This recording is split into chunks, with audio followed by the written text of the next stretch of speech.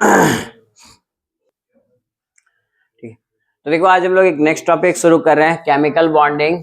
आप कह सकते हो बहुत ही इंपॉर्टेंट चैप्टर है, और इस चैप्टर में आपका अगर ये अच्छा है तो इस पे ऑर्गेनिक और इनऑर्गेनिक दोनों बेस्ड है। ठीक है, बैकबोन ऑफ केमिस्ट्री कह सकते हो, क्योंकि इसमें ऑर्गेनिक के काफी सारे कॉन्सेप्ट आते हैं, जैसे रेजोनेंस और भी सारे कॉन्सेप्ट की जरूरत पड़ती है, हाइब्रिडाइजेशन। ठीक है, तो ये जस्ट इंट्रोडक्शन मैंने दिया। लुईस डॉट स्ट्रक्चर आप जानते हो, 19 में भी बनाए थे, मैं उसके बारे में बात करूंगा। बैलेंस बॉन्ड थ्योरी क्या बताता है आपने सुना होगा। यहाँ पे जो जनरली हम कंपाउंड्स की बात करेंगे वो कार्बन के कंपाउंड्स होंगे, और कार्बन के कंपाउंड्स कोवेलेंट बॉन्ड बनाते हैं, यानी कि शेयरिंग ऑफ इलेक्ट्रॉन। तो कैसे वो शेयरिंग होता है आप जानते हो, 8 नोबेल गैस इलेक्ट्रॉनिक कॉन्फ़िगरेशन की तरह वो बनना चाहता है, तो अपने आप को 8 यानी कंप्लीट अपना ऑक्टेट करना चाहता है। इसके कारण वो इलेक्ट्रॉन की शेयरिंग करता है, और जब भी कोवेलेंट बॉन्ड बनते हैं तो बिटवीन नॉन मेटल्स बनते हैं, क्योंकि दोनों को इलेक्ट्रॉन की जरूरत होती है, तो कोई डोनेट नहीं कर सकता है, तो इस कारण से वहां पे शेयरिंग होती है। वो लोग एक अलग ऑप्शन निकालते हैं और इलेक्ट्रॉन की क्या करते हैं, शेयरिंग। लेकिन मेटल एंड नॉन मेटल के बीच में क्या होता है, इलेक्ट्रॉन क्या करते हैं, ट्रांसफर होते हैं। और जैसे ये मेटल एंड नॉन मेटल, ये आपका आयंस के द्वारा बनते हैं, इसलिए इसको आयनिक बॉन्ड कहते हैं, और ऐसे कंपाउंड को आयनिक कंपाउंड कहते हैं। लेकिन जैसे हाइड्रोजन हाइड्रोजन दोनों को इलेक्ट्रॉन की जरूरत है, तो दोनों मिलकर शेयरिंग कर लिया, और इसी तरह के बॉन्ड को कोवेलेंट बॉन्ड कहते हैं, और यही स्ट्रक्चर लुईस डॉट स्ट्रक्चर कहलाता है, कोई नया चीज नहीं है। ठीक है, उसके बाद इसमें नेक्स्ट टॉपिक है वैलेंस बॉन्ड थ्योरी। यहाँ से भी क्वेश्चन आते हैं, लेकिन इसमें मोस्ट इंपॉर्टेंट टॉपिक ये है, सबसे ज्यादा इंपॉर्टेंट तुम कह सकते हो, वीवीआई करके इसे क्वेश्चन आता ही आता है, या इसका कॉन्सेप्ट आगे यूज 12th में भी बहुत होगा। फिर valence electron pair repulsion theory, थोड़ा थोड़ा मैं बताता चलता हूँ, फिर हम एक डिटेल में पढ़ेंगे कि वैलेंस बॉन्ड थ्योरी बताता क्या है। तो जो ये आप ये बना रहे हो कोवेलेंट बॉन्ड, इसका पर्पस क्या है, ये क्यों बना। ये तो ठीक है स्टेबिलिटी के लिए बना, लेकिन स्टेबिलिटी मिला कैसे उसकी बात करेंगे। यानी कि ये बताएगा फॉर्मेशन ऑफ कोवेलेंट बॉन्ड।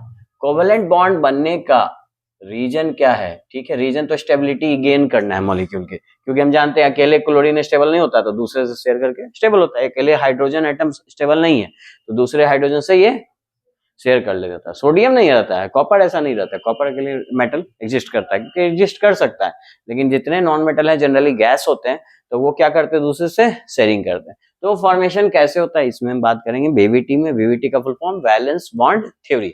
यहाँ से भी कभी कभी 1-2 क्वेश्चन आए हुए हैं प्रीवियस ईयर में, वो हम करवा देंगे आपको, और किस तरह के आते हैं वो भी बता देंगे। हाइब्रिडाइजेशन जैसा आप जानते हो, ये क्या बतलाता है जी, ज्योमेट्री। कोई मॉलिक्यूल का स्ट्रक्चर कैसा होगा, वो है ना, वो रेक्टेंगुलर होगा, एंगुलर होगा, ट्रायंगल होगा, स्क्वायर होगा, जो भी होगा। आप ज्योमेट्री बॉक्स रखते थे ना, उसमें था ना ट्रायंगल, स्क्वायर, ये सब चीज। ठीक है, तो ये यहाँ पे किस तरह की ज्योमेट्री बनेगी वो बात हम किस में करेंगे, हाइब्रिडाइजेशन में। तो हाइब्रिडाइजेशन यही बताने का काम करता है। ठीक है, लेकिन फिर ये क्या काम करता है, ये बताने का काम करता है एक्चुअल शेप ऑफ मॉलिक्यूल। तो बोलोगे कि ज्योमेट्री जब पता है तो एक्चुअल शेप की जरूरत क्या पड़ी। तो सुनो, देखो कुछ मॉलिक्यूल जो होता है ना, कुछ मॉलिक्यूल जो होते हैं उसमें केवल बॉन्ड होते हैं, केवल बॉन्ड। देखो इसमें केवल बॉन्ड है, लोन पेयर है क्या, नहीं ना। तो ये आपका वैलिड है जब मॉलिक्यूल के पास क्या हो, ओनली बॉन्ड पेयर इलेक्ट्रॉन, सिर्फ बॉन्ड पेयर हो। लेकिन जब bond pair electron plus lone pair electron भी हो, तो उसका जो ज्योमेट्रिक से एक्चुअल से थोड़ा डिफरेंट होता है। जैसे इस स्ट्रक्चर को आप लोग कहते हो टेट्राहेड्रल, आप पढ़े होंगे। ठीक है, लेकिन इस स्ट्रक्चर को देखो, आप NH3 का भी ज्योमेट्री निकालोगे ना, तो sp3 ही आएगा, और हाइब्रिडेशन क्या होगा, हाइब्रिडेशन तो sp3 ही होगा, टेट्राहेड्रल ही होगा। लेकिन इसकी एक्चुअल शेप को हम टेट्राहेड्रल नहीं बोलेंगे, क्या होगा, ज्योमेट्री होगा टेट्राहेड्रल, ज्योमेट्री इसकी टेट्राहेड्रल, CH4 की भी ज्योमेट्री टेट्राहेड्रल। पर डिफरेंस क्या है, तो इसकी ज्योमेट्री तो जो कह रहा है हाइब्रिडेशन वो बिल्कुल सही है, क्योंकि सारे बॉन्ड पेयर है। बट इस केस में देखो तो सारे बॉन्ड पेयर हैं क्या, नहीं, ये बॉन्ड पेयर और लोन पेयर भी है। लोन पेयर भाग नहीं लेता, वो तरीका बताएंगे कैसे निकालेंगे। इस शेप को बोलते हैं पिरामिडल। तो इसका कॉन्सेप्ट समझ में आया कि ये जो है ये आपका एक्चुअल शेप बताता है मॉलिक्यूल का, लेकिन इसकी निकालने की जरूरत कब पड़ी, जब आपको लोन पेयर भी इलेक्ट्रॉन प्रेजेंट होगा। ठीक है, और डाइपोल मोमेंट तो आप जानते ही हो, नेचर पता करते हैं वाटर में सॉल्युबल है या नॉन सॉल्युबल है, और कंपाउंड पोलर है कि नॉन पोलर। अब भाई पोलर है तो वो वाटर में सॉल्युबल होगा, तो हम निकाल सकते हैं इस केस में क्या, सॉल्युबिलिटी। सॉल्युबिलिटी के बारे में बात करेंगे। ये पोलर और नॉन पोलर लिख लो, सिंपल सी बात, पोलर या नॉन पोलर, ये बताता है आपका डाइपोल। ठीक है, और लास्ट मॉलिक्यूलर ऑर्बिटल थ्योरी। अभी तक हमने क्या क्या बात किया जी, कोवेलेंट बॉन्ड बना, स्टेबल होता है इसलिए बनता है, तो वो स्टेबिलिटी गेन कैसे करता है वो एक्सप्लेन ये वीवीटी करता है, वैलेंस बॉन्ड थ्योरी। चलो स्टेबल हो गया, पता भी चल गया कैसे स्टेबल है, तो फिर पता करेंगे ना स्ट्रक्चर कैसा होता है, तो स्ट्रक्चर कौन बताएगा, हाइब्रिडाइजेशन। लेकिन हाइब्रिडाइजेशन कहाँ नहीं बता पाएगा, जब लोन पेयर आने लगेगा, तो लोन पेयर में आएगा तो कौन बताएगा, valence shell electron pair repulsion theory. फिर पता करेंगे कि वाटर में सॉल्युबल है या नहीं है, या मतलब कि पोलर है या नॉन पोलर है।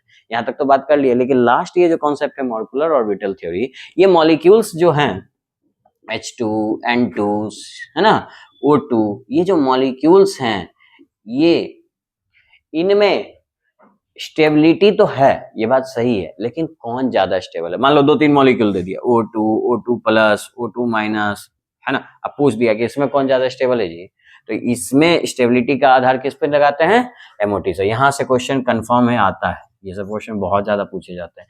यानी कि ये बेसिकली क्या बतलाता है, स्टेबिलिटी बतलाता है, लेकिन उसको कंपेयर करता है। जैसे एसिडिक 2-3 कंपाउंड है, ठीक है, जो सल्फ्यूरिक एसिड है, HCl है, सब एसिड है, लेकिन इसमें ज्यादा एसिडिक कौन है, तो वो कंपेयर करना पड़ेगा। उसी तरह से यहाँ भी ये क्या कंपेयर करता है, स्टेबिलिटी किसका, मॉलिक्यूल का, है ना।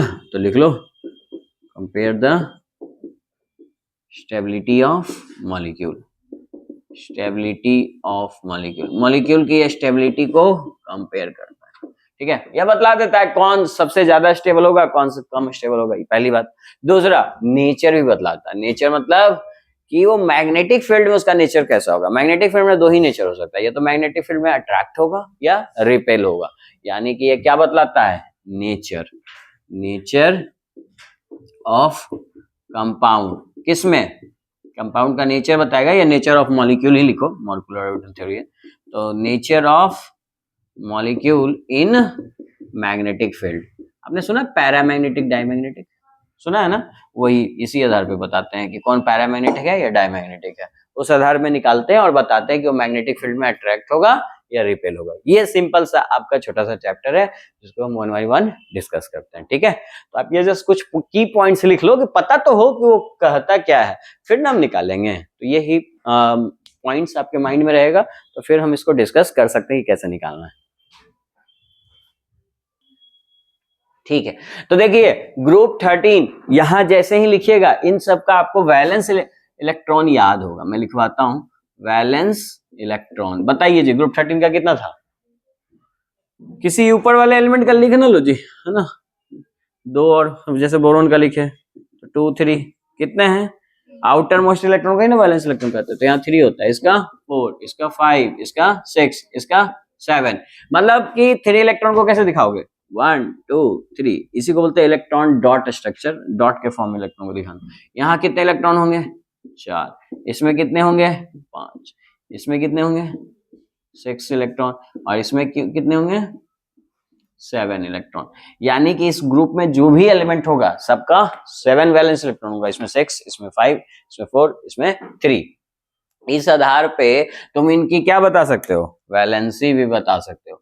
जैसे मैं पूछूं इसकी वैलेंसी क्या होगी, तो ऑफ कोर्स 3 होगी, इसकी 4 होगी, और इसको 5 इलेक्ट्रॉन तो है, कितने इलेक्ट्रॉन की जरूरत है, 3 की, तो 3 बनेगा, ये 2 और ये 1। इससे तुम एक चीज और बता सकते हो, देखो कोवेलेंट बॉन्ड का मतलब होता है कि सिंपल सा शेयरिंग किया, एक इलेक्ट्रॉन इसका, एक इलेक्ट्रॉन इसका। सिंपल वर्ड में बोले तो लाइन बोल सकते हैं, एक लाइन बना रहा है। जैसे ऑक्सीजन कितने लाइंस बनाते हैं, 2। क्यों बनाता है 2, क्योंकि 2 इलेक्ट्रॉन की जरूरत है, इसकी वैलेंसी 2 होती है। इसका मतलब तुम ये समझे कि जितने भी ये लाइंस बना रहे हैं, जितनी भी उसकी वैलेंसी है, उतना ही वो कोवेलेंट बॉन्ड बनाएगा। मैं पूछूं फ्लोरीन, क्लोरीन, ब्रोमीन, आयोडीन कितने कोवेलेंट बॉन्ड बनाएंगे, हमेशा एक बनाएंगे। हाइड्रोजन भी एक ही बनाता है, हाइड्रोजन का एक हमेशा एक ही होता है। लेकिन ऑक्सीजन कितना बनाएगा, 2 कोवेलेंट बॉन्ड, वैलेंसी के बराबर। ठीक है, नाइट्रोजन कितने बनाएंगे, हमेशा नाइट्रोजन 3 बॉन्ड बनाएगा, वो तीनों एक ही साथ बना ले या 3 अलग अलग बनाए, वो अलग बात है, लेकिन बनाएगा एटलीस्ट 3 से ज्यादा भी नहीं बनाएगा। आ रहा बात समझ में? अच्छा, इसके बाद बात करें ये कार्बन का, तो कितना बनाएगा कोवेलेंट बॉन्ड? 4। और ये कितने कोवेलेंट बनाएंगे? बोलिए, कोई दिक्कत नहीं ना? तो इस तरह से आप बता सकते हो कि ये जो सेकेंड पीरियड का एलिमेंट है, ये सब 8 इलेक्ट्रॉन अपने आप को पूरा करना चाहता है, और ये हमेशा रिस्ट्रिक्टेड टू 8 इलेक्ट्रॉन। 8 इलेक्ट्रॉन में ही ये रिस्ट्रिक्टेड रहता है और 8 इलेक्ट्रॉन में ही अपना कोवेलेंट बॉन्ड बना लेता है। बोलो, कोई दिक्कत? ठीक है, ये बात समझ में आ रहा है ना? ये कौन से पीरियड का एलिमेंट है? सेकेंड पीरियड का, सेकेंड पीरियड का एलिमेंट है, और ये हमेशा रिस्ट्रिक्टेड होता है कितने का? 8 तक। ठीक है, इस लाइन को अभी लिख लो, इसके बारे में अभी थोड़ी देर में बात करते हैं। बट उसके नीचे जो थर्ड पीरियड या फोर्थ पीरियड या फिफ्थ पीरियड, ये सब जो एलिमेंट्स हैं, ये लोग 8 भी बना सकते हैं, ये 8 से ज्यादा एक्सपैंड कर सकते हैं। तो ये खाली लिख लो, दे कैन एक्सपैंड, ये अपने आप को बढ़ा सकता है अगर जरूरत है तो। अगर आप रीजन जानना चाहते हो, जो आगे भी पढ़ोगे, इसलिए एक्सपेंड कर सकता है due to presence of vacant D orbital,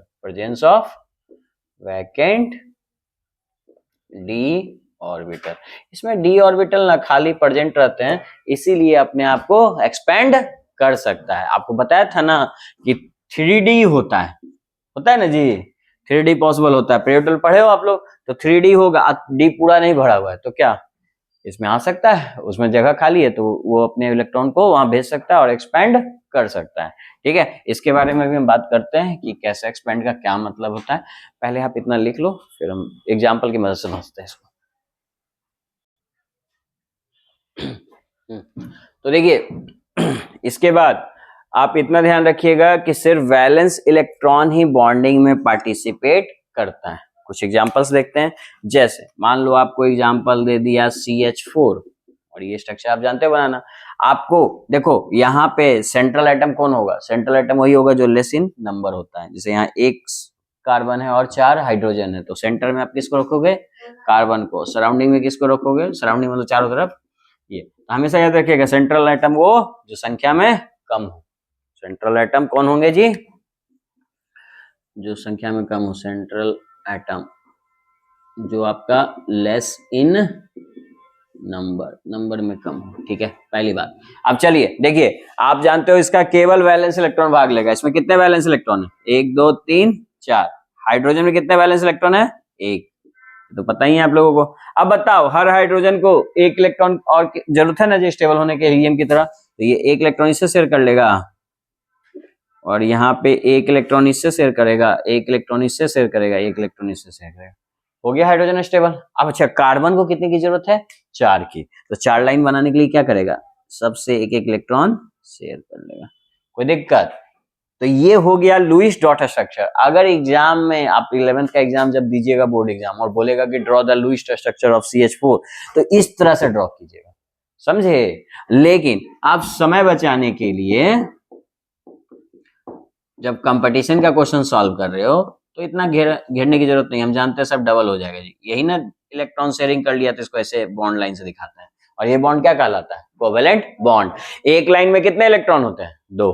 तो ये आप स्ट्रक्चर अपने प्रैक्टिस के लिए बनाना, लेकिन एग्जाम के लिए ये बनाना है ना। और कंपटीशन में तो जरूरत है ही नहीं, वो पूछता ही नहीं कैसे बनाया आपने, उसको तो आंसर से मतलब है ना, आंसर तक पहुंचना। तो इसे फास्ट स्पीड में ऐसे कर लेना। ठीक है, एक लाइन में कितने इलेक्ट्रॉन? 2 इलेक्ट्रॉन। 2 लाइन में कितने हो जाएंगे? 4 इलेक्ट्रॉन।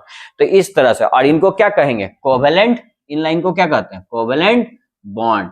अब बताओ, ये जो कोवेलेंट बॉन्ड है शेयरिंग इलेक्ट्रॉन से बना है, तो कितने कोवेलेंट बॉन्ड बना रही है? 4 कोवेलेंट बॉन्ड्स बना रहे हैं इस स्ट्रक्चर में। आ रहा है समझ में? तो 4 कोवेलेंट बॉन्ड का फॉर्मेशन हुआ। कोई दिक्कत? जैसे देखो, एक और हम क्वेश्चन देखते हैं। मान लो CO2 दे दिया हमें स्ट्रक्चर में, ठीक? तो सेंट्रल एटम कौन? आपको पता है सेंट्रल एटम तो वो होता है जो संख्या में कम होता है। ये रहा आपका संख्या में कम, तो कार्बन। और बताइए, कार्बन के 4 वैलेंस इलेक्ट्रॉन है, और ऑक्सीजन के कितने? 6 वैलेंस इलेक्ट्रॉन है। तो ऑक्सीजन, ईच ऑक्सीजन को कितने इलेक्ट्रॉन चाहिए? तो एक इससे शेयर कर लिया, एक इससे शेयर कर लिया, एक इससे शेयर कर लिया, एक इससे शेयर कर लिया। ठीक है, ऑक्सीजन का पूरा हो गया ना, ऑक्सीजन 6 2 8 6 2 8। लेकिन कार्बन का भी देखो 1 2 3 4 ही लाइन बना है, यानी कि इसके भी 8 इलेक्ट्रॉन पूरे हो चुके हैं। तो ये समझ में आया कि कैसे कोवेलेंट बॉन्ड बनता है। ठीक है, कभी कभी क्वेश्चन में यही पूछ देगा कि सेंट्रल एटम में कितने लोन पेयर है, तो यहाँ पे सेंट्रल एटम में कितने लोन पेयर हैं जी, कार्बन में 0 बोलो, है ना। तो यहाँ पे कार्बन में एक भी लोन पेयर नहीं है, तो हम 0 आंसर टिक कर सकते हैं। आया समझ में। लेकिन इस ऑक्सीजन को पूछेगा लोन पेयर कितना बचा, तो ये जरूरी नहीं दिया रहे, ये आपको ड्रॉ करने में ना खुद पता चल जाएगा कितने हैं, कितने लोन पेयर बचे एक ऑक्सीजन में, 2, यहाँ पे भी 2। इस तरह से भी क्वेश्चन घुमा के पूछ सकता है कि लोन पेयर बताइए, number of lone pair in CO2, total number of lone pair, total number lone pair कितने हो जाएंगे 4, सेंट्रल एटम 0, ऑक्सीजन 2 और ये भी ऑक्सीजन 2।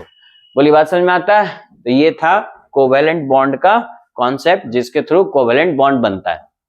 तो आपको टाइप्स में पहले ही बता चुका हूं, 3 टाइप का बॉन्ड्स होता है। एक तो आयनिक बॉन्ड जो आयंस के द्वारा बनते हैं और ऐसे कंपाउंड को आयनिक कंपाउंड कहते हैं। न्यूट्रल होने के बाद NaCl लिखते हैं। ये चूंकि पॉजिटिव और नेगेटिव के बीच का अट्रैक्शन फोर्स है, तो स्ट्रॉन्ग बॉन्ड यहाँ पे बनता है। सबसे स्ट्रॉन्ग ये होता है, कौन, आयनिक, इसको इलेक्ट्रोस्टैटिक फोर्स ऑफ अट्रैक्शन बोलते हैं। इसमें कोवेलेंट बॉन्ड या कोवेलेंट अट्रैक्शन है, ये इससे कम होगा, है ना। और एक और तीसरा होता है कोऑर्डिनेट बॉन्ड, इसी में होता है, किसमें, आपका कोऑर्डिनेट बॉन्ड किसमें आएगा, ये CO2 में। और CO2 मतलब कोवेलेंट बॉन्ड में ही एक स्पेशल केस होता है कोऑर्डिनेट बॉन्ड। तो कैसे बनता है कोऑर्डिनेट बॉन्ड, एक एग्जांपल की मदद से समझते हैं।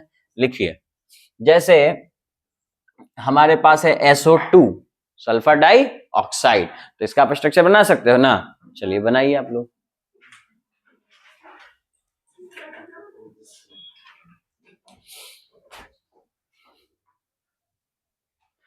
तो देखो सेंट्रल एटम आपको पता है, यहाँ पे कौन होगा, सल्फर।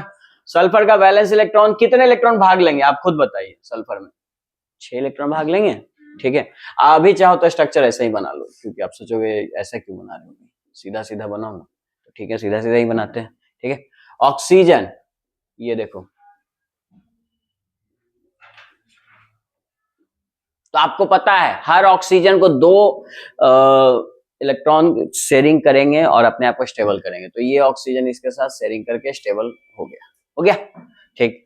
लेकिन ये बोलेगा ये ऑक्सीजन, अरे मेरे साथ इलेक्ट्रॉन शेयरिंग करो, तो ये मना कर देगा। क्यों, क्योंकि 6 इलेक्ट्रॉन पहले से थे और 2 और इसने शेयर कर लिया, 8 हो गए। देखो ना, गिनो ना, 1 2 लाइन में कितने इलेक्ट्रॉन, 4 2 6 2 8, और ये भी ऑक्सीजन 8 हो चुका है, लेकिन ये ऑक्सीजन नहीं हुआ। बोला यार तुम लोग अपने में स्टेबल हो गए, हम मेरा क्या। तो बोला एक काम करो, तुमसे हम बॉन्डिंग तो नहीं करेंगे, लेकिन एक ऑप्शन है। क्या ऑप्शन है जी, बोला कि हम ना अपना इलेक्ट्रॉन तुमको शेयर कर देते हैं।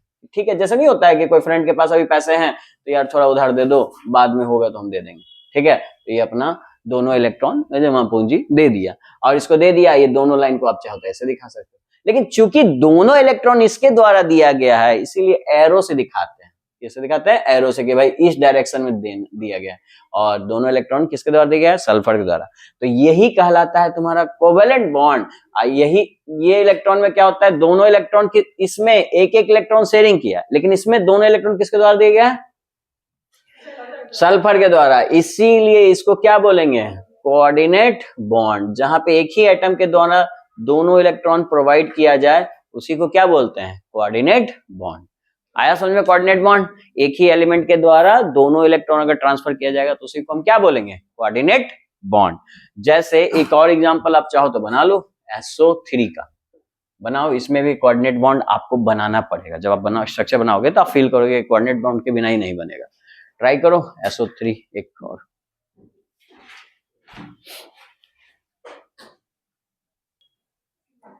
हाँ देखिए, इस स्ट्रक्चर को बात करें तो सल्फर के पास कितने इलेक्ट्रॉन है जी, 6 इलेक्ट्रॉन बना दिए।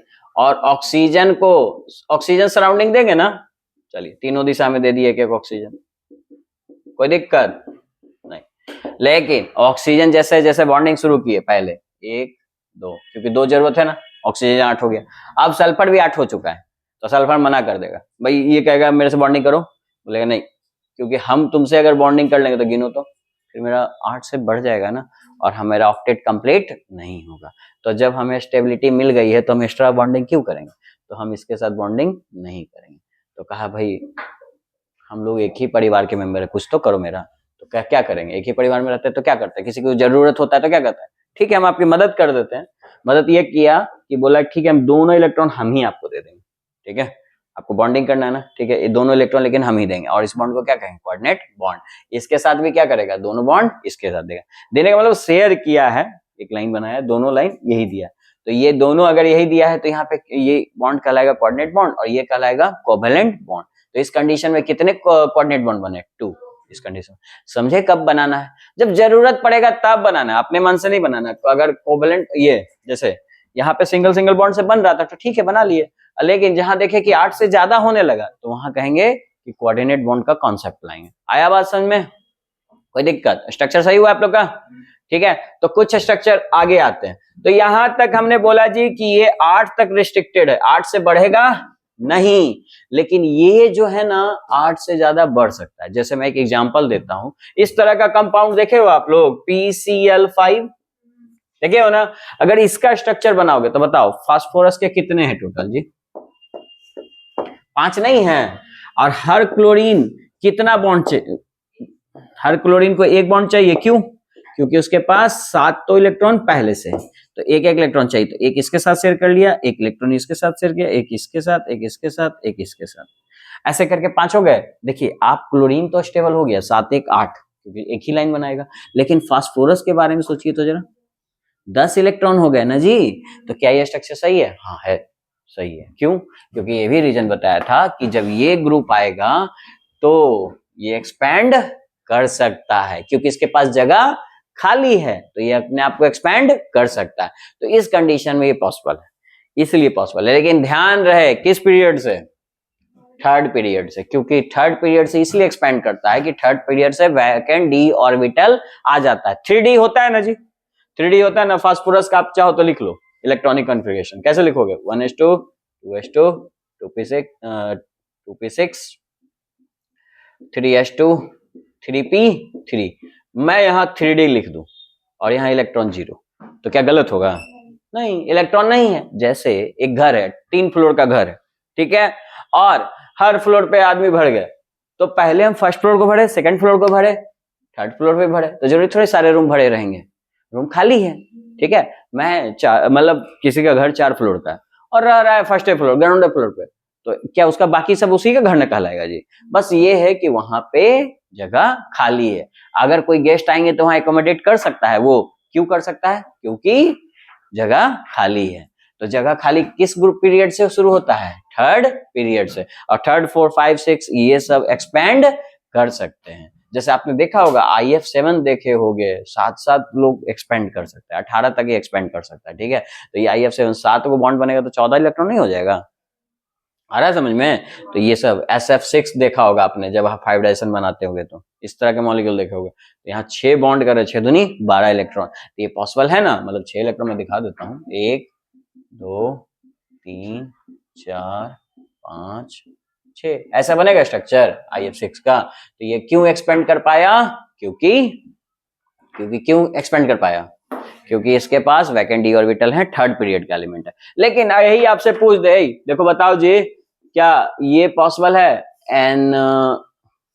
NCl5 पॉसिबल है, नहीं, क्योंकि नाइट्रोजन रिस्ट्रिक्टेड होता है। क्योंकि याद रखिए नाइट्रोजन की अगर बात कीजिएगा तो 1s2 2s2 2p3, बताइए 2ap तक ना आया, थर्ड ऑर्बिट बना है पहले, नहीं, तो जगह कहां से खाली रहेगा, तो इस ये पॉसिबल नहीं है। लेकिन यही PCl5 बोल दे, हाँ फिफ्थ ऑर्बिट का है, ये एक्सपैंड कर सकता है। तो अब समझे इसका मतलब, ये मैं क्या कहना चाह रहा था, ये लोग एक्सपैंड कर सकते हैं। तो ये स्ट्रक्चर ऐसा नहीं समझना कि गलत है, ये 10 हो गया जी।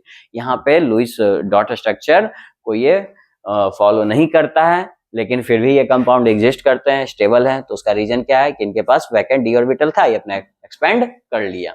ये लोग एक्सपेंड करता है, सब 6 एक्सपेंड करता है क्योंकि थर्ड पीरियड का एलिमेंट है। सेकंड पीरियड वाला एक्सपेंड नहीं करेगा। NCl5 नहीं देखे होगे, ठीक है, हो गया नहीं, लेकिन PCl5 देखे होगे, PF5 देखे होगे, ठीक है, IF7 देखे होगे, इस तरह का क्वेश्चन। तो ये है रीजन। कोई डाउट यहाँ तक किसी को इसमें, ये बात समझ में आ गया ना कि कब एक्सपेंड होगा कब नहीं होगा, थर्ड पीरियड से एक्सपेंड होगा, अदरवाइज एक्सपेंड नहीं होगा।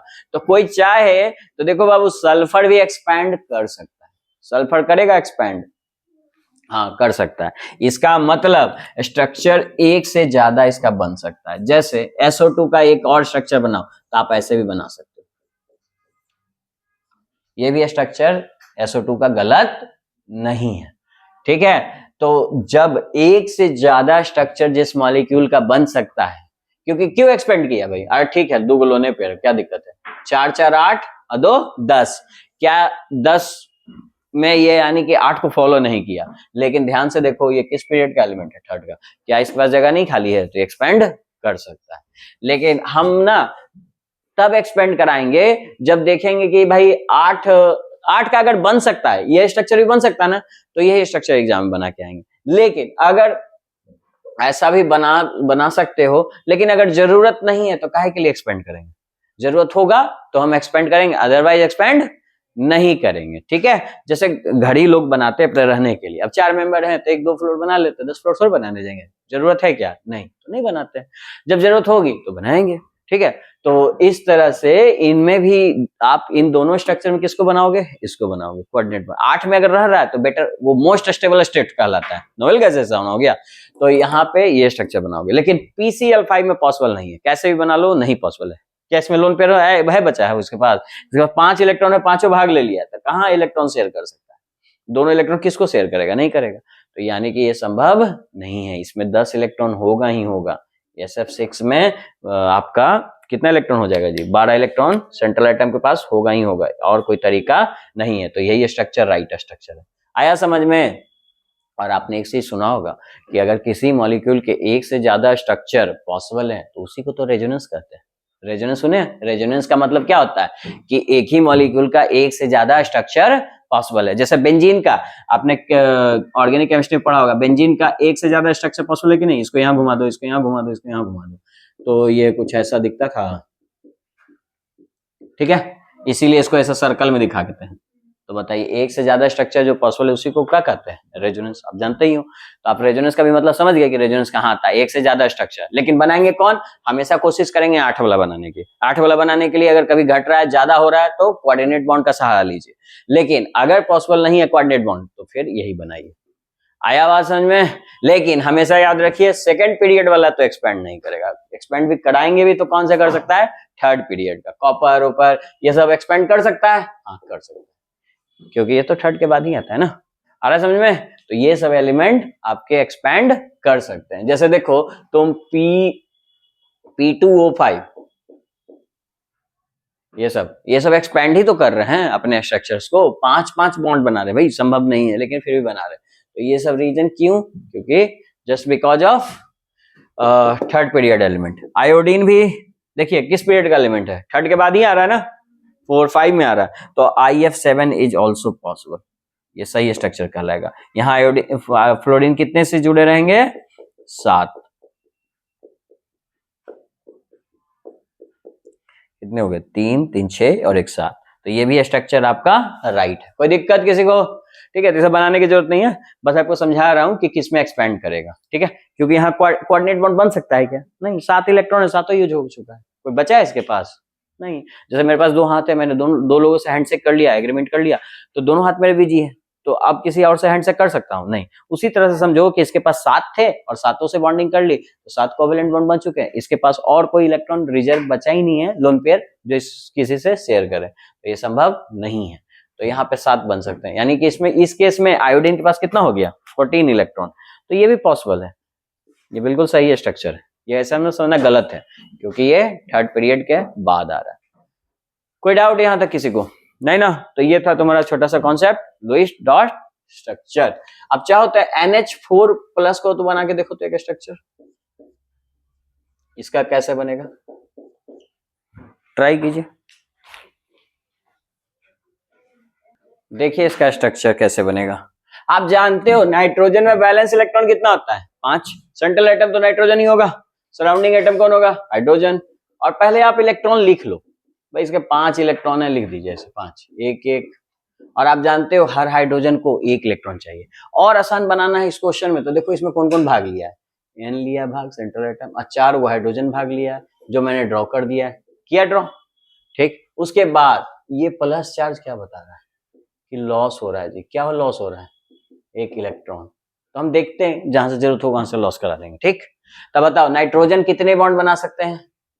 3 ही बनाएंगे ना, 1 2 3।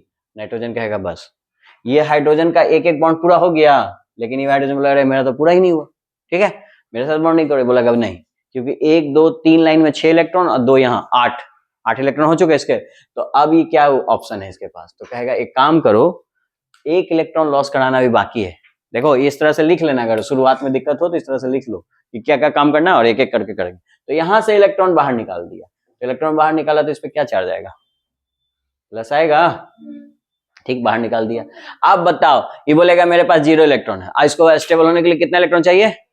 तो ये दोनों इलेक्ट्रॉन इसके द्वारा दिया जाएगा, यही बन जाएगा कोऑर्डिनेट बॉन्ड। आया समझ में?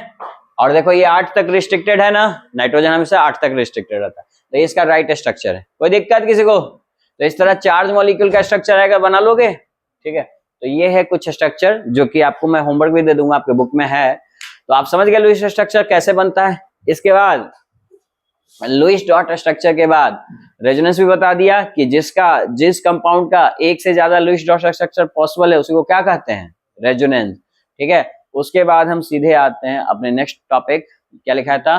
वैलेंस बॉन्ड थ्योरी, क्योंकि स्ट्रक्चर ना ये बराबर बनाते रहेंगे, और भी सब क्वेश्चन में ऑलरेडी हमको बनाना ही है, तो हम बनाते हैं। तो लिखो सेकंड वैलेंस बॉन्ड थ्योरी।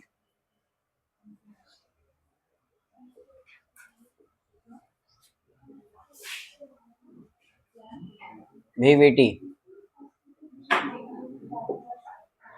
ठीक है। देखिए बैलेंस बॉन्ड थ्योरी क्या करता है जी, लिखो इट एक्सप्लेन्स द, लिखिए it explains the formation of covalent bond, it explains the formation of covalent bond,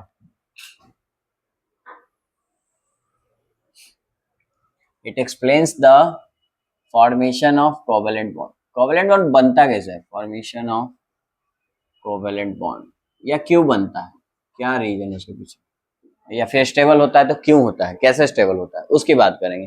तो कोवेलेंट बॉन्ड इतना तो आप जानते हो कि एक मॉलिक्यूल दूसरे मॉलिक्यूल से क्या होता है सर? कंबाइंड होता है, पेनिट्रेट करता है एक दूसरे को, ठीक है। अगर हम कोवेलेंट बॉन्ड की बात करें तो एक एटम है और दूसरा एटम है और ये एक दूसरे को क्या किया? ओवरलैप किया। यही बॉन्ड ना कोवेलेंट बॉन्ड कहलाता है, जहां शेयरिंग हो रहा है, ये कहलाता है कोवेलेंट बॉन्ड। आप समझ लो ना, ऐसा एक हाइड्रोजन है दूसरा हाइड्रोजन है, ये दोनों आपस में शेयरिंग करके क्या बना दिया? H2 मॉलिक्यूल बन गया, जो कि अब स्टेबल है। अकेले हाइड्रोजन स्टेबल नहीं था, इसी को ना कहते कोवेलेंट बॉन्ड। यानी कि दोनों मॉलिक्यूल आपस में ऐसे देखो, ऐसे आए, पेनिट्रेट किए, अब ये स्टेबल है कि नहीं, है ना, जुड़ गया है ना जी, तो ये स्टेबल है, तो यही कहलाता है covalent bond.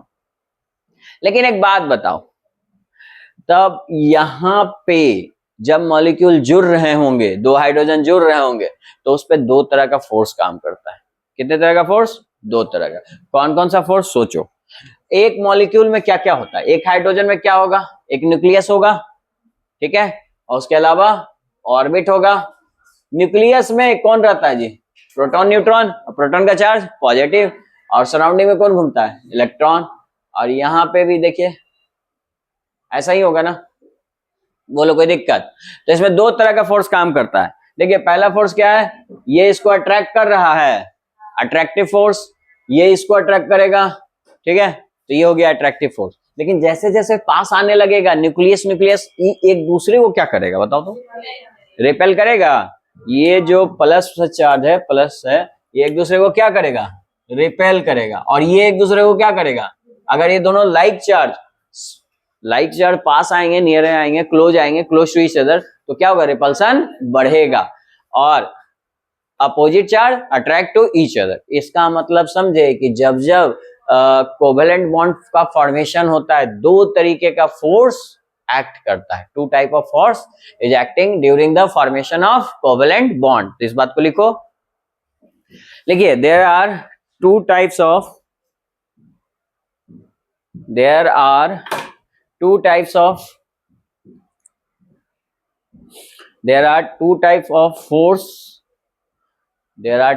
of force are acting there are two type of force are acting during the formation of covalent bond. During the formation of covalent bond, जब जब कोवेलेंट बॉन्ड बनता रहेगा तो आपका क्या होगा, कोवेलेंट बॉन्ड बनने के कारण यहाँ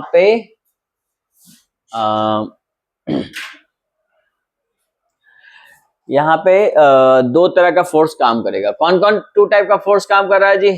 टू टाइप्स ऑफ फोर्सेस लिखिए।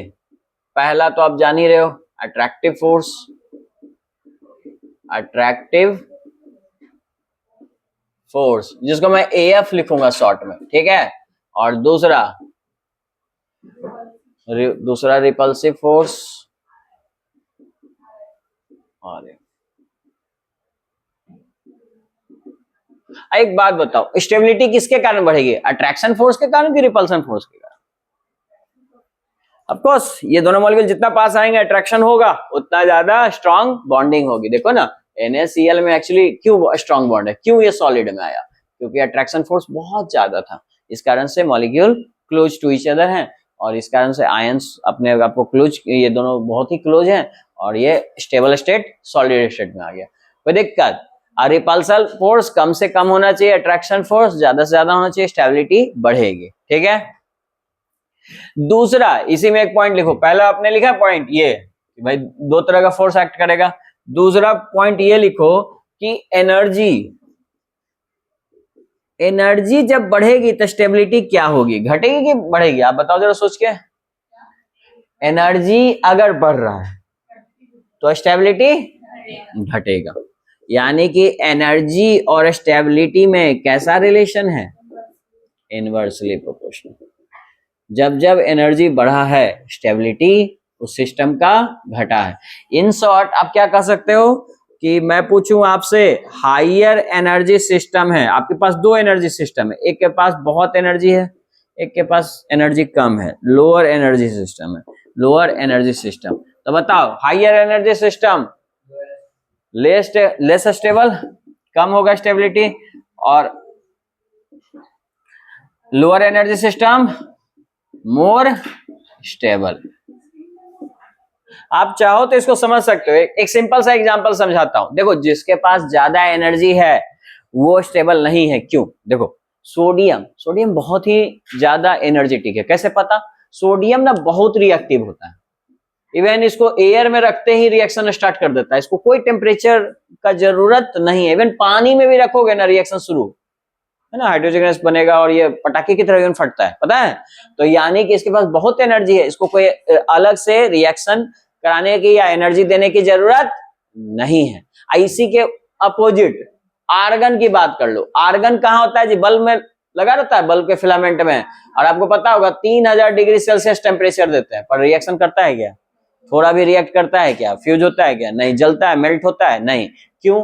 क्योंकि बिकॉज ये कैसा है, इसके पास बिल्कुल एनर्जी नहीं है। इसको कितना भी आप एनर्जी देते रहिए ये रिएक्ट नहीं करेगा, ये बिल्कुल जैसा है वैसा स्टेबल रहेगा।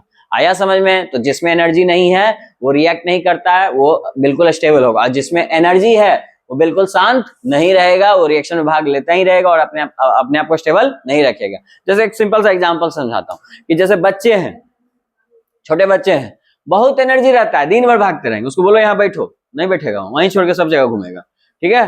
तो ये क्या हुआ? स्टेबिलिटी उसमें बिल्कुल नहीं है। क्यों नहीं है स्टेबिलिटी? क्योंकि एनर्जी बहुत ज्यादा है, दिन भर भागता रहता है, जब थक जाता है तब सुबह सो जाता है, ठीक है। एनर्जी ज्यादा थी। लेकिन ओल्ड जैसे जैसे हम लोग होते जाते हैं, देखना मूवमेंट कम कर देते हैं। ओल्ड एज को देखते हो ना, तो ओल्ड एज में क्या होता है कि भाई एनर्जी है नहीं उतनी, तो आराम से जिस चारपाई में बैठे हुए वहां बैठे रहते शाम तक, ठीक है। तो स्टेबिलिटी क्या होती है? उस समय स्टेबिलिटी बढ़ गई कि नहीं? वहां बोलना भी नहीं पड़ता, यहाँ बैठो, बैठे ही ना रहा है, मजबूरी है, क्योंकि हम चल ज्यादा मूवमेंट नहीं कर सकते। आया बात समझ में? यानी कि आप समझे कि जब एनर्जी ज्यादा होगी तो वो सिस्टम बिल्कुल स्टेबल नहीं होगा। केमिस्ट्री की भाषा में सोडियम को याद रखना। और लोअर एनर्जी सिस्टम क्या होगा? बल्ब, ठीक है। तो आर्गन याद रखो। आर्गन को इतना एनर्जी दे दिया फिर भी वो स्टेबल का स्टेबल ही रहा, अपना स्ट्रक्चर चेंज नहीं किया। क्यों नहीं किया? क्योंकि उसकी स्टेबिलिटी बनी रही, ठीक है, तो रेक्टिकम है। तो ये बात क्लियर है, कोई दिक्कत? तो आप बताओ सिस्टम को स्टेबल होने के लिए एनर्जी लॉस करना चाहिए, गेन करना चाहिए? लॉस। वो जितना एनर्जी घटाएगा उतना स्टेबल हो जाएगा, और ये आप फील करते होगे। सुबह उठ के आप बहुत एनर्जेटिक रहते हो, ठीक है, तो दिन भर की एक्टिविटी की, जैसे जैसे शाम होता जाता है, रात हो जाता है, हम एक्टिविटी करके पढ़ पढ़ के थक जाते हैं। नहीं, हालांकि नहीं हो पढ़ते तो भी कहते हैं कि हाँ बहुत पढ़ाई कर ली है, कोचिंग वाला पढ़ाया ना जी, हम नहीं पढ़े, कोचिंग वाला पढ़ाया, वहां 5 घंटा बैठे, तो थकान फील होती है कि नहीं? तभी ना ब्रेक मांगते हो। तो जैसे ही आप थकते हो तो क्या करते हो? फिर स्टेबल होकर आराम से सो जाते हो एक जगह। उस समय कहते हो कि अब और कुछ करना है एक्टिविटी, नहीं, कारण है कि हम थक चुके हैं, एनर्जी बिल्कुल नहीं बची है, और जितनी कम एनर्जी उतना ज्यादा स्टेबिलिटी। अब आप समझे कि सारा एलिमेंट क्यों रिएक्शन में भाग लेता है? अब आप समझ रहे हो ये एलिमेंट्स जो हैं रिएक्शन में क्यों भाग ले रहे हैं? क्योंकि ये चाहते हैं कि हम स्टेबल बन जाए, और ये स्टेबल इसलिए पहले नहीं थे क्योंकि इनके पास एनर्जी बहुत ज्यादा है। इनको कहना नहीं पड़ा, बिल्कुल रिएक्शन करते रह चले गए, इनका नेचर ही था, इनके पास एनर्जी बहुत ज्यादा थी। लेकिन जैसे ही इनके पास एनर्जी कम हुई और ये रिएक्ट होके NaCl बना, देखिए एकदम शांत है कि नहीं? अब इसके पास एनर्जी है क्या? सॉल्ट में कोई एनर्जी है क्या? आप उसको आग लगाओ तो भी नहीं रिएक्ट करेगा, करता है क्या? नहीं, उसको इतना एनर्जी दी है तभी नहीं रिएक्शन किया। अब वही सोडियम को देखो तो कोई एनर्जी नहीं दो तो भी रिएक्शन में भाग लेगा। तो यानी कि जिसके पास एनर्जी वो कम स्टेबल रिएक्शन में भाग लेगा, अपने आप को चेंज करता रहेगा, लेकिन जो जिसके पास एनर्जी नहीं होगी वो स्टेबल होगा। यानी कि हर एलिमेंट चाहता है कि हम अपना एनर्जी लॉस करके अपने आप को स्टेबल बनाएं। अब आप समझे कोवैलेंट बॉन्ड बनने का रीजन क्या है? कि वो अपनी एनर्जी को कम करना चाहता है। इसको डायग्राम से समझते हैं कि कैसे एनर्जी को कम करना चाहता है। पहले इतना लिखिए, क्योंकि बोर्ड के लिए बता रहे हैं। जो लिखने का 2 मार्क्स का क्वेश्चन आएगा आपका एनसीईआरटी बुक में है कि explain the formation of H2 molecule, है ना, using VBT, valence bond theory. तो चलिए एनर्जी के अकॉर्डिंग होगा, हम एनर्जी का एक एक्सेस ले लेते हैं। ये देखो, ये एनर्जी का E, ठीक है। अच्छा देखो, मॉलिक्यूल का ये क्या कहलाता है? इंटर न्यूक्लियाई डिस्टेंस, न्यूक्लियस का डिस्टेंस है ना, तो इसको दूसरा एक्सेस क्या बोलोगे? Inter nuclei distance. देखो, 2 मॉलिक्यूल एकदम दूर दूर हैं। दोनों मॉलिक्यूल कौन है जी? आप समझ रहे हो, ये हाइड्रोजन है, ये भी हाइड्रोजन है। तो अगर इनको पास लाया जाए, और पास ला रहे, इसका मतलब कौन सा फोर्स ज्यादा है? अट्रैक्शन फोर्स ज्यादा है रिपल्सन फोर्स से। भाई प्रोटॉन अट्रैक्ट करेगा ना इलेक्ट्रॉन को, तो यहाँ पे अट्रैक्शन के कारण ये पास आ गए। अब बताओ, ये जैसे जैसे पास आए, ठीक है, शुरू में कोई एनर्जी नहीं था, जीरो, भाई दोनों दूर दूर है, दोनों को पास लाए तो अट्रैक्शन फोर्स आया। तो बताओ एनर्जी लॉस होगा कि गेन होगा? अट्रैक्शन फोर्स ज्यादा है यानी स्टेबिलिटी बढ़ रही है ना, स्टेबिलिटी बढ़ रही है, इसका मतलब एनर्जी घट रही है। तो ये जैसे जैसे पास आएगा एनर्जी घटेगी। आ रहा है समझ में? डायग्राम किधर जाएगा? और पास लाते हैं इसको, और पास लाया तो और एनर्जी नहीं घटेगा, ठीक है, और फिर और थोड़ा पास लाए, ओवरलैप भी हो गया, ठीक है, तो एनर्जी यहां तक क्या हुआ जी? घटता चला गया। बोलो कोई दिक्कत? एक टाइम ऐसा आएगा, यहां पे भी अट्रैक्शन फोर्स ज्यादा है रिपल्सन फोर्स से, लेकिन एक टाइम ऐसा आएगा जहां पे अट्रैक्शन फोर्स बराबर हो जाएगा रिपल्सन फोर्स के, दोनों बराबर हो जाएगा। अब उसी पॉइंट को मैक्सिमम पॉइंट कह सकते हैं, इसके आगे अब नहीं ले जाएंगे। अगर इसके आगे ले गए तो बताइए, इसके आगे ले जाओगे तो क्या हो जाएगा? रिपल्सन फोर्स नहीं बढ़ जाएगा अट्रैक्शन फोर्स से? भाई एकदम पॉजिटिव पास आ गया, ये वो यहाँ, ये वो यहाँ, तो रिपल्सन फोर्स नहीं बढ़ जाएगा? अब अट्रैक्शन नहीं, रिपल्सन ज्यादा होगा। और रिपल्सन अगर ज्यादा होगा तो बताइए ग्राफ किधर जाएगा? एनर्जी फिर आपका बढ़ता जाएगा, फिर एनर्जी बढ़ जाएगा ना, अट्रैक्शन से घटता है, रिपल्सन से बढ़ता है, तो फिर ये आपका एनर्जी बढ़ जाएगा, तो ये ग्राफ ऊपर की तरफ चल जाएगा। यानी कि आप यहीं तक लाएंगे, और यही जो लेंथ है यही कहलाता है क्या? Bond length. कौन सा लेंथ कहलाता है जी? Bond length. कि इतना मैक्सिमम डिस्टेंस तक दोनों को रख सकते हैं, इसके बाद आगे नहीं ले जाएंगे, और वही आपका कहलाएगा बॉन्ड लेंथ। यही है आपका एनर्जी के रिस्पेक्ट में डायग्राम। बोलो समझ में आता है? कोई दिक्कत? 2 मार्क्स का आएगा, ये ड्रॉ कर लोगे, थोड़ा बड़ा ड्रॉ करना आप, है ना, तो इस तरह से आप बना लीजिएगा। यही बताता है फॉर्मेशन के valence bond theory according to energy diagram. तो लिख लीजिए, हर मॉलिक्यूल का हम लोग इतना करते हैं ना, इतना पेनिट्रेशन, यही कहलाता है बॉन्ड लेंथ। ठीक है, तो ये आपको याद नहीं रखना है, ये आप समझ जाओ कि जहां अट्रैक्शन फोर्स रिपल्सन फोर्स के बराबर होता है वही डिस्टेंस क्या कहलाता है, दोनों न्यूक्लियाई का बॉन्ड लेंथ। तो एनर्जी यहाँ पे लॉस होते हुए धीरे धीरे ऐसे जाएगा। इसको आप ड्रॉ कर लो अच्छे से, दूसरे कलर से मैं कर देता हूँ। यहां से नीचे होते हुए फिर ऊपर, यहाँ मैक्सिमम लॉस तक जाएगा। इधर ई निगेटिव है ना जी, यहाँ पे जीरो है, जैसे जैसे नीचे गया निगेटिव हो गया, यानी लॉस होता चला गया, और इस तरह का डायग्राम का फॉर्मेशन हो गया। यही बताता है VVT। देखिए कौन सा स्ट्रक्चर इसमें सही है अकॉर्डिंग टू एनर्जी। देखो एनर्जी यहाँ घटता है ना जी, तो यहाँ ऑप्शन कौन सा सही हो जाएगा, सी। ऐसा होता है क्या, नहीं ऐसा भी नहीं होता है, और ये ऐसा लीनियर तो बन जाता ही नहीं है, बात खत्म। तो ये हाइड्रोजन का कैसा होता है स्ट्रक्चर, ऐसा। ठीक है, ये कोई डाउट है किसी को, सी ऑप्शन सही है। इसमें बताओ, इसमें ये पूछा गया कि कौन सा स्ट्रॉन्ग बॉन्ड बना रहा है। स्ट्रॉन्ग बॉन्ड का मतलब कि जिसकी स्टेबिलिटी सबसे ज्यादा होगी, किसकी होगी भाई, जो एनर्जी जिसकी सबसे कम। देखो अभी लिखा था ना कि जैसे जैसे स्टेबिलिटी एनर्जी के इनवर्सली प्रोपोर्शनल होता है, तो आप बताइए सबसे ज्यादा स्टेबल वो होगा जिसकी एनर्जी सबसे कम, उसकी स्टेबिलिटी सबसे ज्यादा, तो उसकी बॉन्डिंग सबसे स्ट्रॉन्ग। बात समझ में आ रहा है? तो बताइए सबसे ज्यादा एनर्जी कौन लॉस कर रहा है, देखो ना, ये नहीं लॉस कर रहा है, -550, यानी कि कौन सा ऑप्शन सही है, ए बी। बताइए कितने बच्चों का दोनों क्वेश्चन सही हुआ। ठीक है, तुम लोग का नहीं सही हुआ तो लिखो चुपचाप से।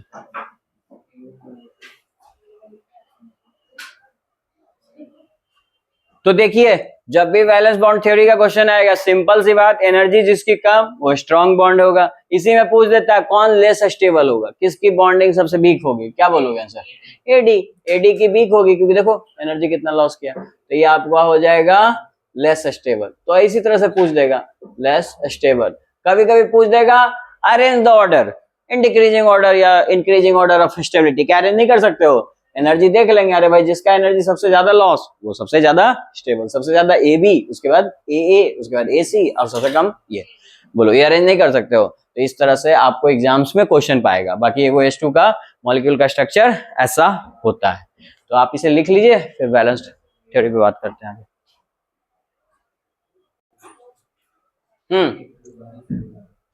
दूसरी बात ओवरलैपिंग मतलब एटॉमिक ऑर्बिटल का क्या हो गया, पेनिट्रेशन। दो तरीके से हो सकता है, एक्सियल ओवरलैपिंग हो सकता है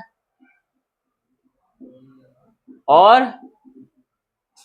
कैसे हो सकता है, पैरेलल या साइडवाइज भी कहते हैं, पैरेलल ओवरलैपिंग।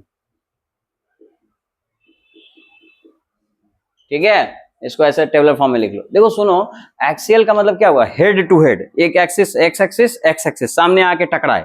ठीक है, दो गाड़ियां हैं और दोनों गाड़ी एकदम सामने सामने हिट कर रहा है एक दूसरे को, पेनिट्रेशन ज्यादा नहीं होगा, ज्यादा डैमेज नहीं होगा।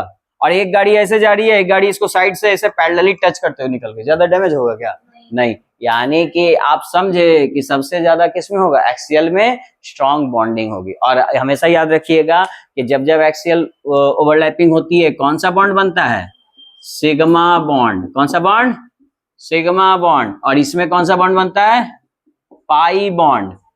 ठीक है, पाई बॉन्ड। बताइए स्ट्रॉन्ग बॉन्ड कौन है, सिग्मा स्ट्रॉन्ग बॉन्ड, समझे, क्यों, head to head overlapping, sigma bond बहुत ही स्ट्रॉन्ग होता है। और पाई बॉन्ड कैसा होता है, वीक। ये तो आप लोग जानवे करते हो, तभी ना पाई को रोटेट कराते रहते थे और जल्दी तोड़ देते थे। ठीक है, और ये अकेले एग्जिस्ट कर सकता है, ये सिंगल एग्जिस्ट करता है, इसीलिए एक बॉन्ड को हम क्या बोलते हैं हमेशा, एक सिग्मा। ये अकेले एग्जिस्ट नहीं करता है, इसीलिए इसको सपोर्ट चाहिए वो सिग्मा का, ये हमेशा सिग्मा के बाद आएगा, मतलब एक सिग्मा और एक पाई। यहाँ पे बात की है ट्रिपल बॉन्ड, तो बताइए एक सिग्मा बाकी सब कौन, पाई। ये रूल पता है ना आपको, एक सिग्मा प्लस 2 पाई। बोलो कोई दिक्कत ओवरलैपिंग में, ये छोटा सा कॉन्सेप्ट बता दिया, इसके आधार पे भी बहुत सारे क्वेश्चन बनते हैं, सिग्मा पाई आप ये लिख लीजिए। इसके आधार पे हम आपको हाइब्रिडाइजेशन में बताएंगे क्वेश्चन कैसे पूछा जाता है।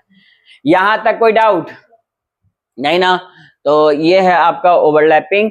और खास करके इस तरह का question single bond, double bond, triple bond में सिग्मा और पाई काउंट करने आना चाहिए। ये बहुत ज्यादा क्वेश्चन पूछा जाता है और इसके आधार पर हाइब्रिडाइजेशन भी आप बता सकते हो। ठीक है, तो नेक्स्ट क्लास में हम हाइब्रिडाइजेशन की बात करेंगे। हाइब्रिडाइजेशन का आप लिस्ट चाहो तो याद रख सकते हो कि जब sp होगा, sp2 होगा, sp3 होगा तो स्ट्रक्चर कैसा बनेगा। आप चाहिए हो तो एक बार देख के आइएगा उसको।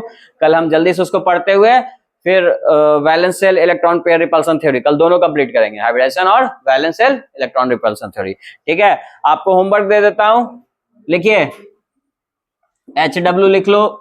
एनसीईआरटी बुक का जो क्वेश्चन लिख रहा हूं, क्योंकि लुईस डॉट स्ट्रक्चर का है तो ये बना लीजिएगा बस जाके। लुईस डॉट स्ट्रक्चर का आपको 2 ही क्वेश्चन देता हूं, 2, 3, 4 ये आपका होमवर्क है कल के लिए। ठीक है, नेक्स्ट क्लास जब भी लगेगा हम हाइब्रिडाइजेशन और वैलेंस बॉन्ड दोनों एक ही क्लास में हो जाएगा, कोई बड़ी बात टॉपिक नहीं। और उससे क्वेश्चन एग्जाम में हर साल आते हैं और बहुत आते हैं और आगे जरूरत भी पड़ती है, क्योंकि ज्योमेट्री बताता है मॉलिक्यूलर। अभी तक हम ज्योमेट्री नहीं डिसाइड कर रहे हैं, बट ड्रॉ कर रहे हैं कि ऐसे ऐसे बनेगा जी।